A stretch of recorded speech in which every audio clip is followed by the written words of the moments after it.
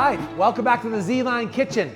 Let's get ready to make one of my favorite things, cranberry sauce. Can't have Thanksgiving turkey, can't have turkey in general without cranberry sauce. And this is something you can make year round.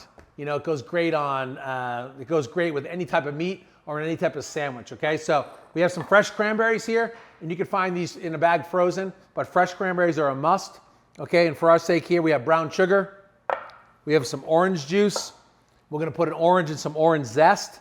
I have balsamic vinegar, I have fresh bay leaves, you can use dry, and then some cinnamon sticks, and then salt and pepper. So back here, I'm gonna take a pan.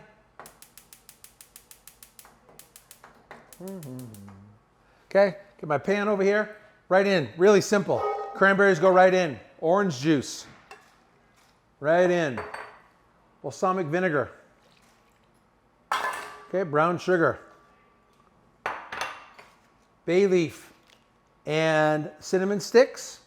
And then I like to just take some of the zest of the orange here, okay? Zesting that in, that will stay in and cook with everything. Press that right inside, okay? Some kosher salt, a little black pepper. And then I'll take this orange, cut it in half, squeeze some more, and that goes in. I'm gonna let the orange cook. One half of the orange will cook right inside with the cranberry sauce. And basically, that's gonna simmer here. And what's gonna happen after about 45 minutes, it'll boil, we'll bring it to a simmer, and all these cranberries are gonna start to kind of pop. And as they pop, they release some of their inside, their thickness, their viscosity comes through. So they're a little gelatinous, if you will. And the sugar kind of helps cook down, and you end up with this really thick, delicious, I just take out the bay leaf when I'm in here with the bay leaf, okay?